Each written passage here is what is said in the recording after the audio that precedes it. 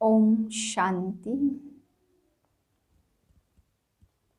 मैं संपूर्ण फरिश्ता हूँ। अनुभव करिए, मेरा शरीर लाइट का है। लाइट की काया लिए हुए मैं आत्मा संपूर्ण फरिश्ता रूप में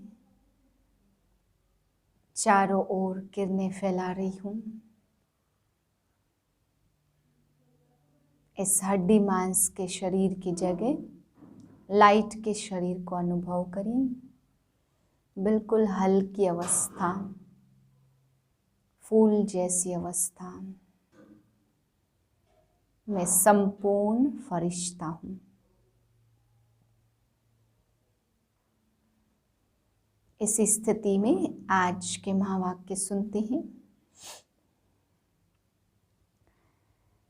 6/10/2021 के महावाक्य हैं। आज बाबा हम बच्चों को बेहद के वैरागी बनने के लिए समझा रहे हैं कि बच्चे, जब इस पुरानी दुनिया से मैं तुम बच्चों को स्वर्ग में ले जा रहा हूँ तो यहाँ के लिए तुम वैरागी बन जाओ। फिर बाबा समझाते कि बच्चे, तुम ज्ञान मार्ग में चलते हो तो दुनिया वाले मनुष्यों से बहुत प्रकार के विघ्न पड़ते हैं। तो बाबा बताते विघ्न पड़ने का कारण ही है पुरानी रीति रिवाजों को आप बच्चे छोड़ते हो, भक्ति छोड़ते हो। वे कहते हैं शांति हो और आप कहते हो विनाश होगा। तो बाबा कहते बहुत सारी बातें अलग होने के कारण इस ज्ञान यज्ञ में सभी विघ्न डालते हैं। फिर बाबा समझा रहे कि तुम बच्चे पतित बन गए हो तो तुम्हें योग रूपी अग्नि में डाला जाता है शुद्ध होने के लिए। क्योंकि बाबा समझा रहे जैसे सोने को शुद्ध करते हैं तो अग्नि में डालते हैं, ऐसे ही तुम बच्चों को भी शुद्ध सोने जैसा बनाने के लिए योग अग्नि में तपना पड़ता है। फिर बाबा समझाते हैं कि बच्चे देखो, बाप कितना अच्छा है जो आपके लिए बेहद का घर, बहुत सुंदर स्वर्ग बना करके देते हैं। एक तरफ बाप स्वर्ग बनाते, दूसरी तरफ बाबा स्वर्ग में ले जाने के लिए धोबी भी बनते। बाबा कहते मैं कैसे भी गंदे कपड़ों को आकर के साफ करता हूँ, परिस्थितियों रूपी सटके लगाता हूँ, लेकिन मैं तुम बच्चों को बहुत अच्छे से धुलाई करके पावन बना देता हूँ। इसलिए मैं सारे संसार का धोबी भी हूँ। मीठे बच्चे, इस पुरानी दुनिया से बेहद के वैरागी बनो, क्योंकि बाप तुम्हारे लिए नया स्वर्ग रूपी घर बना रहे हैं। प्रश्न इस अविनाशी रुद्र यज्ञ में किन किन बातों के कारण ही विघ्न पड़ते हैं? उत्तर है, यह शिव बाबा का रचा हुआ अविनाशी रुद्र यज्ञ है। इसमें तुम मनुष्य से देवता बनने के लिए पवित्र बनते हो, भक्ति आदि छोड़ते हो, इस कारण विघ्न पड़ते हैं। लोग कहते हैं शांति हो, विनाश ना हो, और बाप ने यह रुद्र ज्ञान यज्ञ रचा ही है पुरानी दुनिया के विनाश के लिए। इसके बाद ही शांति की दुनिया आएगी। ओम शांति। ओम शांति का अर्थ तो बाप ने बच्चों को समझाया। अहम आत्मा का स्वधर्म है शांत। शांति धाम में जाने के लिए कोई पुरुषार्थ नहीं करना पड़ता। आत्मा स्वयं शांत स्वरूप शांति धाम में रहने वाली है। यहाँ थोड़े समय के लिए शांत रह सकते हैं। आत्मा कहती है मेरी कर्मेंद्रियों का बाजा थक गया है, मैं अपने स्वधर्म में टिक जाता हूँ, शरीर से अलग हो जाता हूँ, परंतु कर्म तो करना ही है, शांति में कहाँ तक बैठे रहेंगे। आत्मा कहती मैं शांति देश की रहवासी हूँ, सिर्फ यहाँ शरीर में आने से मैं टॉकी बना हूँ। अहम आत्मा मम शरीर है। आत्मा ही पतित और पावन बनती है। आत्मा पतित बनती है तो शरीर भी पतित बनता, क्योंकि सतयुग में 5 तत्व भी सतो प्रधान होते। यहाँ 5 तत्व हैं तमो प्रधान। सोने में खाद पड़ने से सोना पतित बन जाता, फिर उनको साफ करने के लिए आग में डाला जाता। उनको योग अग्नि नहीं कहते, योग अग्नि भी है जिससे पाप जलते हैं। आत्मा को पतित से पावन बनाने वाला परमात्मा है। नाम ही एक का है, बुलाते हैं, हे पतित पावन आओ। ड्रामा प्लान अनुसार सबको पतित तमो प्रधान बनना ही है। यह झाड़ है ना, उस झाड़ का बीज नीचे रहता है, इनका बीज ऊपर में है। बाप को जब बुलाते हैं तो बुद्धि ऊपर में चली जाती, जिससे तुम वर्षा ले रहे हो वह अब नीचे आया हुआ है। कहते हैं मुझे आना पड़ता है। मेरा जो यह सृष्टि का झाड़ है यह अनेक वैरायटी धर्मों का है। अब वह तमो प्रधान पतित जड़ जड़ीभूत अवस्था को पाया हुआ है। बाकी असुर और देवताओं की कोई लड़ाई लगी ही नहीं है। तुम इन आसुरी 5 विकारों पर योग बल से जीत पाते हो। बाकी कोई हिंसक लड़ाई की बात नहीं है। तुम कोई भी प्रकार की हिंसा नहीं करते। तुम किसको हाथ भी नहीं लगाएंगे। तुम तो डबल अहिंसक हो। काम कटारी चलाना यह तो सबसे बड़ा पाप है। बाप कहते यह काम कटारी आदि मध्य अंत दुख देती है। विकार में नहीं जाना है। देवताओं के आगे महिमा गाते आप सर्वगुण संपन्न संपूर्ण निर्विकारी।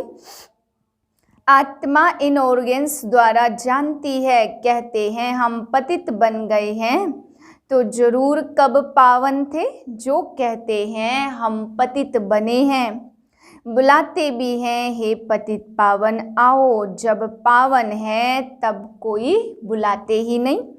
उनको स्वर्ग कहा जाता। यहाँ तो साधु संत आदि कितनी धुन लगाते। पतित पावन सीताराम जहाँ भी जाओ गाते रहते। बाप समझाते हैं कि सारी दुनिया पतित है। रावण राज्य है, रावण को जलाते, परंतु उनका राज्य कब से हुआ किसको भी पता नहीं है। वास्तव में योग किसको कहा जाता यह कोई को पता नहीं है। यह भी किसका दोष नहीं है। यह बना बनाया ड्रामा है। जब तक मैं न आऊं तो इन्हों को अपना पार्ट बजाना है।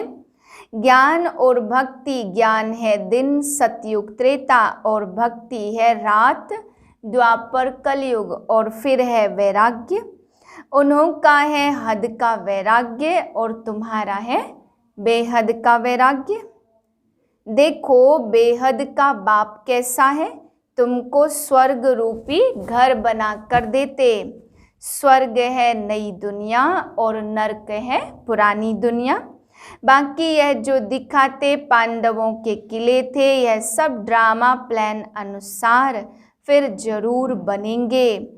जैसे तुम यज्ञ तप दान आदि करते होंगे यह फिर भी करना होगा।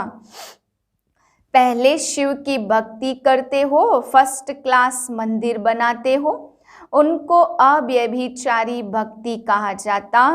अब तुम ज्ञान मार्ग में हो, यह है अव्यभिचारी ज्ञान।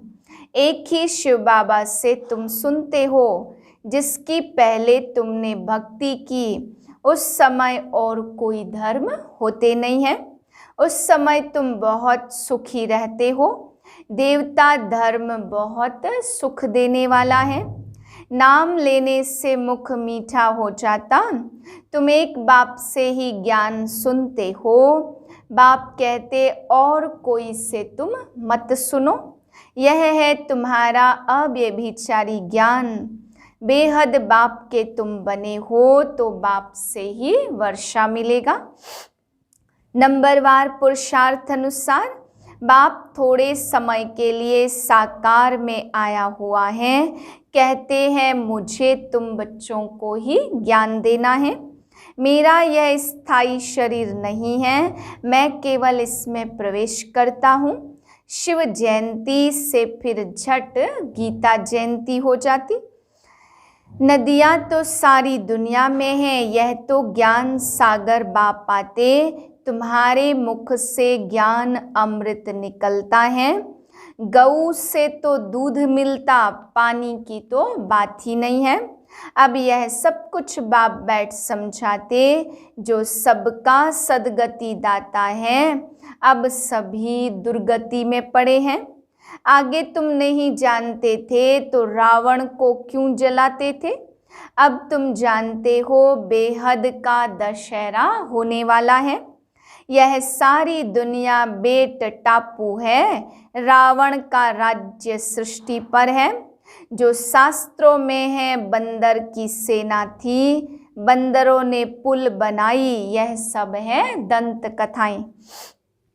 भक्ति आदि चलती है, पहले होती अव्यभिचारी भक्ति और फिर होती व्यभिचारी भक्ति।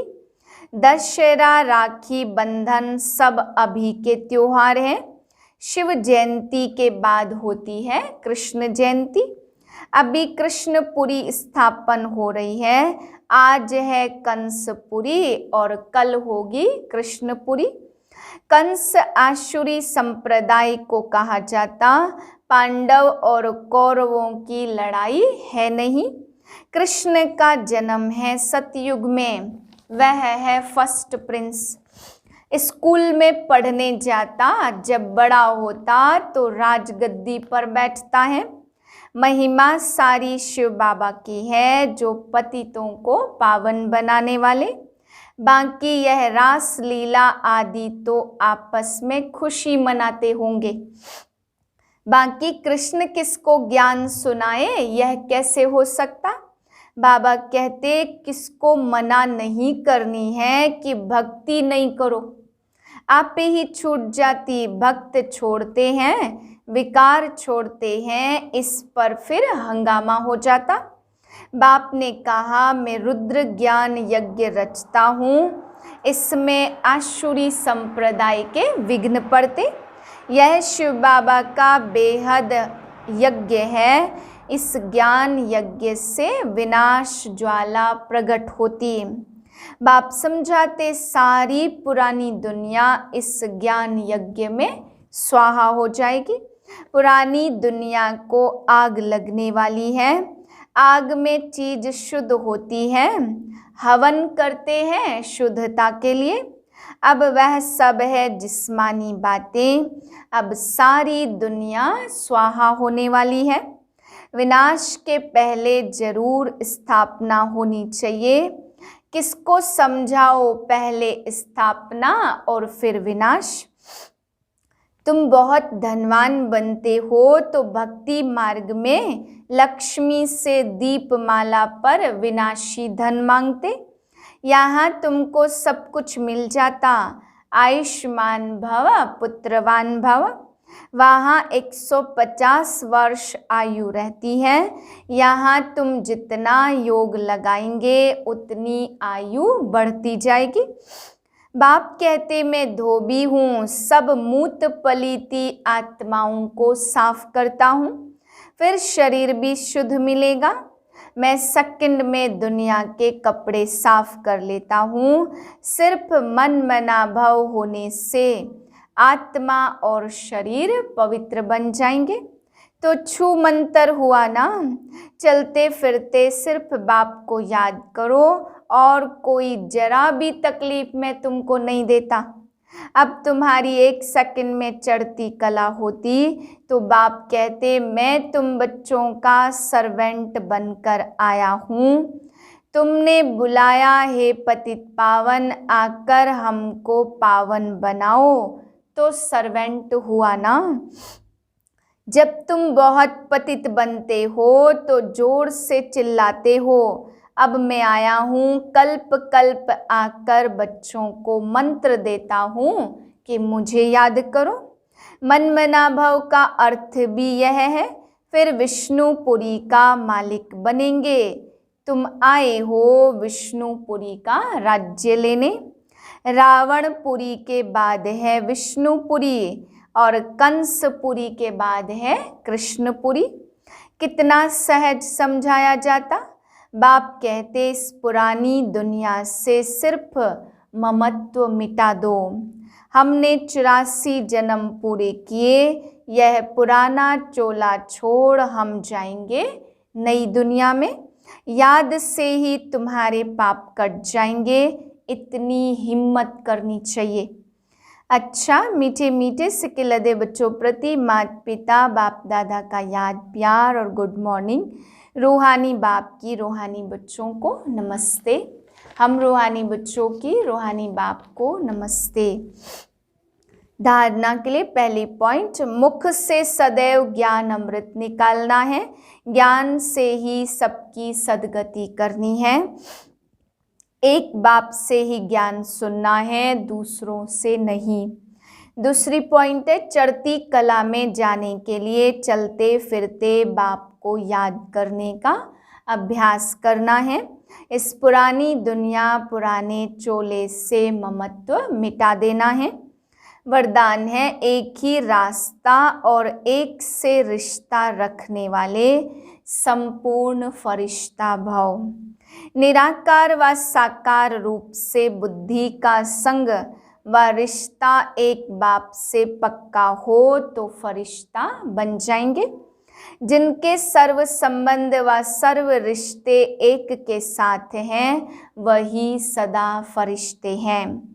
जैसे गवर्नमेंट रास्ते में बोर्ड लगा देती कि यह रास्ता ब्लॉक है, ऐसे सब रास्ते ब्लॉक बंद कर दो तो बुद्धि का भटकना छूट जाएगा। बाप दादा का यही फरमान है कि पहले सब रास्ते बंद करो, इससे सहज फरिश्ता बन जाएंगे। स्लोगन है, सदा सेवा के उमंग उत्साह में रहना, यही माया से सेफ्टी का साधन है। मातेश्वरी जी के अनमोल महावाक्य, निरंतर ईश्वरी याद की बैठक। अब जब परमात्मा की याद में बैठते हो तो बैठने का मतलब क्या है? हमें सिर्फ परमात्मा की याद में बैठना नहीं है, परंतु अपनी ईश्वरी याद तो नित्य चलते फिरते हर समय करनी है। और याद भी उस वस्तु की रहती जिसका परिचय हो। उनका नाम रूप क्या है? अगर हम कहें ईश्वर नाम रूप से न्यारा है तो किस रूप को याद करें? अगर कहे ईश्वर सर्वव्यापी है तो उनकी व्यापकता तो सर्वत्र हो गई, तो फिर याद किसको करें? अगर याद शब्द है तो अवश्य याद का रूप भी होगा। याद का मतलब है एक याद करने वाला और दूसरा जिसको याद करते हो तो जरूर याद करने वाला उनसे भी भिन्न है। तो फिर ईश्वर सर्वव्यापी नहीं ठहरा? अगर कोई कहे हम आत्माएं परमात्मा की अंश हैं, तो क्या परमात्मा भी टुकड़ा टुकड़ा होता है?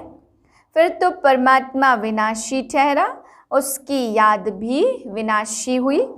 अब इस बात को लोग जानते नहीं कि परमात्मा अविनाशी है, तो हम वंश ठहरे न कि अंश। यह सब चाहिए नॉलेज, तो परमात्मा स्वयं आकर बच्चों को नॉलेज देते। परमात्मा के हम बच्चों के प्रति महावाक्य हैं, बच्चे मैं जो हूँ जैसा हूँ उस रूप को याद करने से तुम मुझे अवश्य प्राप्त करोगे। अगर मैं दुख सुख से न्यारा पिता सर्वव्यापी होता तो खेल में सुख दुख नहीं होता। तो मैं सर्वव्यापी नहीं हूँ, मैं भी आत्मा सदृश आत्मा हूँ, लेकिन सर्व आत्माओं से मेरे गुण परम हैं, इसलिए मुझे परम आत्मा अर्थात परमात्मा कहते। अच्छा, ओम शांति।